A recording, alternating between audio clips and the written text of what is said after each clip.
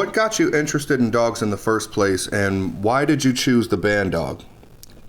Okay. So I always like animals, dogs in particular, but animals and shit. I always like dogs. I didn't really have too many growing up. My uncles had dogs. My brother had dogs. My brother had dogs. Mm-hmm. We had a lot of work with dogs. And then, when I got of age, I started getting dogs and just fell in love with them. Specifically working. I tried different breeds as well, but the more I learned, the more I adapted towards the working dogs and appreciated them. Right. Yeah. So what made you feel like the bandog was it for you? All right. So I had one. My brother had one when I was younger. He would use them to guard the houses. They would do construction, and a lot of people come and try to steal copper. So they would use dogs to ward off the intruders in that sense. That's the first time I used to work with him on summer vacations from school, doing carpentry with him, and he had him in the house. And the first time I seen him hit was something dope. That was something real dope. It was on point. Bandit was his name. He was on point. That I really liked.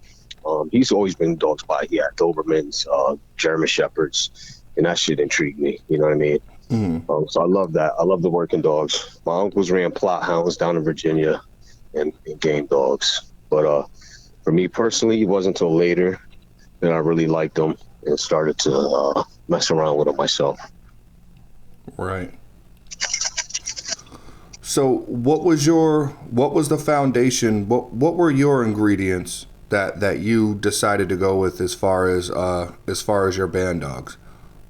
I tried a couple. I watched a few. The ones I stuck with were my man Feebles Gonzalez, my man David out of Tenerife, Canary Islands. I got some stock from him, and they worked out well. We stayed with them. My man Benamin Feebles, also from out that way. We got a dog Creed from him that worked out extremely well. So I stuck with them. We had a Corso that we used. Capo was his name. He was off of hog hunting lines.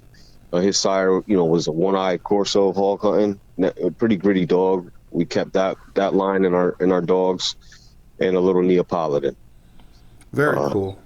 And there's a touch of Bull Mastiff as well. I might add that for my man Dave. We copped a little bit of that for him. Now, what was the Bulldog side of things? All right, so the Bulldogs, my foundation Bulldog is my Gauntlet dog. He's a Jeep Rascal Boyles Watchdog Blend. That was my first Bulldog that I actually used, which he worked out well. I also have Eli Bolio dogs I use, as well as Barracuda El Negro Bulldog Blood I use. Now, I heard of Barracuda. Is that a dog or a line? It depends how you look at it. Barracuda is a dog. He's a 9-time winner off the Mayday line. We have a dog that's bred heavily off the Barracuda stuff with a quarter El Negro coming in on the bottom. I call it a Barracuda dog because it's a lot in his pedigree. Like he's bred heavily on the dog, so okay, that's why I would use that name. For a line, I mean, I don't know. I guess whatever's popular. They say Frisco, they say Jeep, they say, Razor Edge. They say anything, as long as the dog produces itself and is consistent. I guess that's why they say that, Right. Okay. So how many dogs do you have now? Just a few, man. I keep a small yard. I don't get out of control. I keep it so it's manageable. I'm a working man, and so I don't get out of hand with what I have on my yard. I have some partners, so we have a few dogs in different yards. Mm-hmm.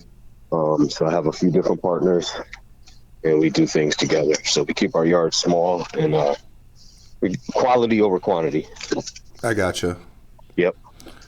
Now, if there was anything outside of Rustic Bandogs that you would ever add to it, what would it be? I got my partners here. My buddy out of Built for War, he has some nice dogs that we collab a little bit and work together. He's a good dude. Lee Robinson has good dogs. You know, Misfit. Those brothers put it down. I forgot about my man down there too, in Mississippi. He just moved to Texas. David Ishii. David, yeah, David's got a solid program. Make sure you put that in there, man. David's all right with me. Yeah, man. Fucks with David. Yeah, David's good people, and we did a nice interview, and he's doing really big things, man. It's really cool to see what he's got going on Netflix and everything. There's guys down in Florida. Those Bulldoggers down there have good blood. There's cats in Canary Islands. I mess with. I mentioned Dave Feebles. He's definitely got a outstanding program for Bandogs as well as Presa Canarios. TNT Bandogs. I got my man out of Michigan just doing his thing. There's a lot of cats that I look up. You know, we collaborate, and I respect their dogs, respect their program. I respect them as dogmen. Right. I'm not too familiar with the Presa Canario. I've done a quick look video at them, just talking about the breed standard and the history. But in your opinion, how would you compare the Presa Canario to the Bandog? Well, all right. So the Presas that I mean, I'm not an expert on a Presa Canario. I'm not going to say, you know. The ones I've seen were really sharp dogs. The good ones were forward, very forward, had a decent amount of prey, pain threshold. The bad ones were weak-nerved. You know, a lot of bark, no commitment. But that's with any breed. You could get I had Corsos that were outstanding. I had Corsos that were garbage. I've seen dogs that would come to the gate and bark in the kennel. You open the kennel and they run to the back of the gate. Right. You know, I've seen other ones that were quiet and just hit you. No warning, no barking, no nothing. They just see you and they're all scratching to the human. So, I mean, to me, it depends on the individual dog. You know, I've used German Shorthair Pointers, and there's outstanding dogs. There's a working dogs. There's a gun dog. They hit the gun, they turn on, they go towards the gun. I mean, they're good dogs. Depends what you're looking for, what you're trying to capture out of the dog, what traits. Okay. Let me ask you this then. For what you want, do you prefer the dog that barks and then commits, or do you prefer that quiet dog that, you know, doesn't say anything and then just jumps on you? It doesn't matter to me as long as the dog commits. I'm really big on a dog that commits. He doesn't have to bark. He can be silent. That's even better.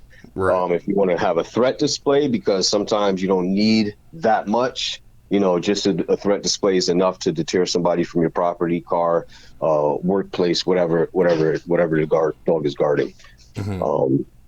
I like my dogs sharp.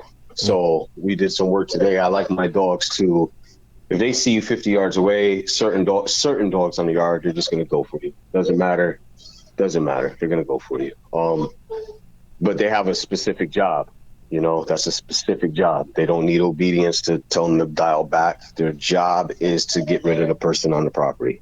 Right. So if I take the time and socialize the dog, train them, I have those as well. Or I can bring them in public. They're more tolerant of people because I put the time in with them. But each dog has a specific job, for me personally. Okay. That makes sense. And I could see how that could be a benefit. Like when I've had multiple dogs, I mean, I liked to have at least one psychopath who nobody can go near him but me.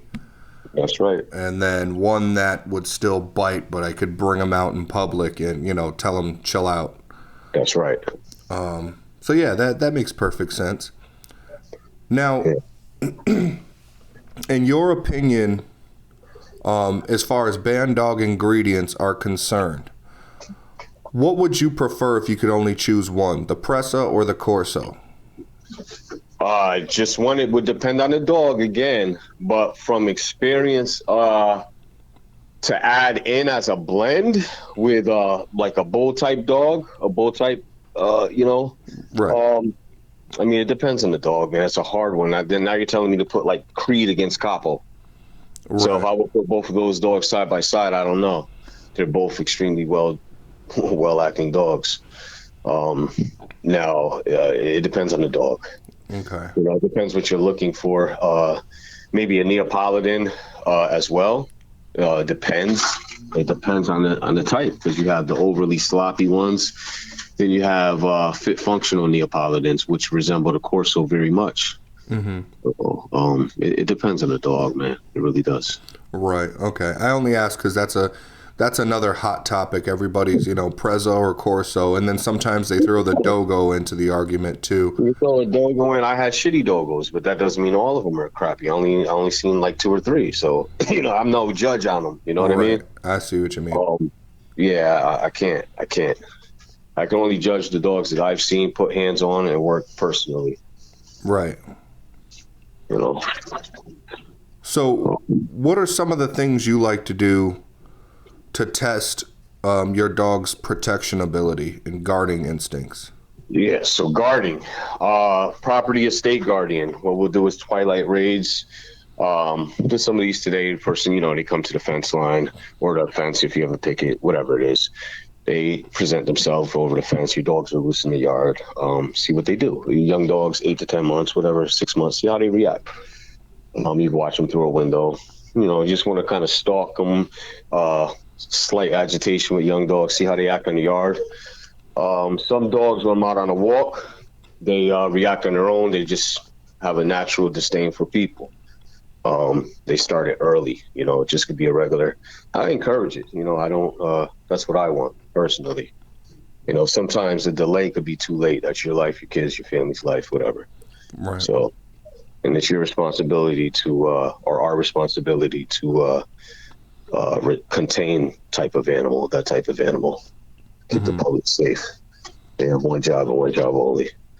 100%. Correct. Do you feed your dogs anything special? I feed a raw diet mostly. Right now they have Inukshuk. I use that as a kibble with some RF1, some Tom Garner supplement, nutrition for dogs and for my puppies. I use the Nurture from Tom Garner, another supplement powder I added with the kibble. If not, I do straight raw. Chicken quarters, hearts, gizzards, tripe, egg yolk, some beef, turkey, ground turkey, things of that nature. Some fish as well. Okay. Yes, sir. So do you go to your regular grocery store for that, or do you have like a butcher locally that you go to? So we go to Minori's Market, Whaley Avenue, New Haven, Connecticut. Go get you a 40-pound box of chicken quarters for $19. Right. Get you a 40-pound box of chicken quarters. We have some other boutique type butchers that do like the duck heads, the pheasant, the grouse. You could get like the different things, the rabbit, the whole rabbit.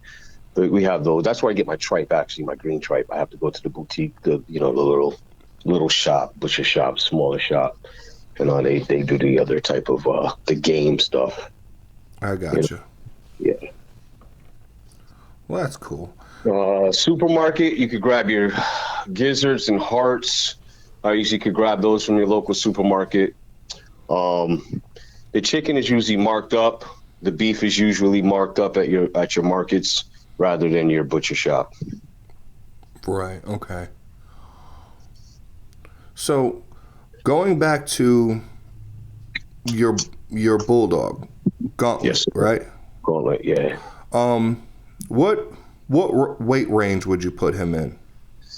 Gauntlet could range between high 60s or 70 to about 80, low 80s. Okay. On a very heavy end. Okay, so that's probably that's definitely that watchdog influence to make him slightly bigger. Correct, an 80-pound dog, absolutely. I gotcha. Now, has he ever participated in any catch work or? Yeah, Gauntlet could catch. He could catch. He caught a deer. He caught a whitetail. He could catch hog, and he's very animal aggressive. He was, I should say. He's not alive. Okay. Oh, okay. I got you. Yeah. Yep. Yeah. He was a well-rounded dog. Gauntlet was a good dog.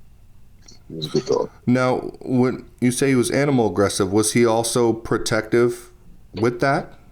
Correct. He was very. If I was swatting at a fly, he would try to kill the fly. Like, it didn't matter. Anything I'm engaging, he's engaging. anything that he senses is off, he's gonna let you know as well. He was a good dog, man. That watchdog definitely. He was a watchdog. Seriously. Yep. Very cool. Sounds like a perfect animal.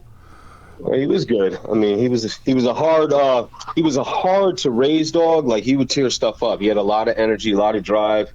You know, a first time dog owner probably would be really upset at this dog because they would get into stuff and forget bringing them out in public and seeing other animals. And he's a Jeep rascal, but he's going crazy. Yeah. Now, do you know of anybody today that still has that Watchdog Blood around?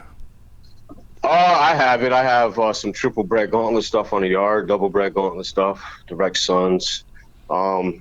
Just people here locally from my dog locally. But I'm sure I had his sire and his dame. The sire's really old. He's actually outlived his sons, but he can't produce anything. Come here, Ranger. And the mother passed, so nobody else has that blood. That was only a 1 litter that produced him and his brothers. Right. Well, at least you preserved it to some extent. Yes. Yeah. And then, my partners have some. My partner's got a son down in D.C. We got some blood out in Michigan, some sons off of it. So we do have some of the blood around. Nice. Very nice. Now, I know this is going to be another tough one. Out of all the dogs you had, is there one you can pick out in history that was your number one favorite dog? Yeah, for now, my Panama dog was my dude. It fucked me up when he passed. I didn't even want to deal with dogs no more, to be honest. Now who was he? He was a Gauntlet son, bred to my Jute dog that I got out of Tenerife, Spain, from Dave Gonzalez. Okay. And I bred Gauntlet to that, and that litter produced some very good dogs. So I lost Panama, but I go to his brother Bear and Chewy a lot for breeding. Okay. And those are two good dogs. Now, what are your future goals? Where do you see Rustic Bandogs, say, in 5-10 years? I mean, I do it for the love. I mean, if I'm able to lock in the specific traits, size, temperaments that I like and are definitely consistent, that's my goal. And to be able to breed it, they say, oh yeah, that's whatever the name is at that time, that's a Rustic Bandog. No different from seeing an Eli dog or I guess anything like that. No different from seeing a Neapolitan or a Corso. It'll be recognizable from the traits from the traits. Okay. And the phenom.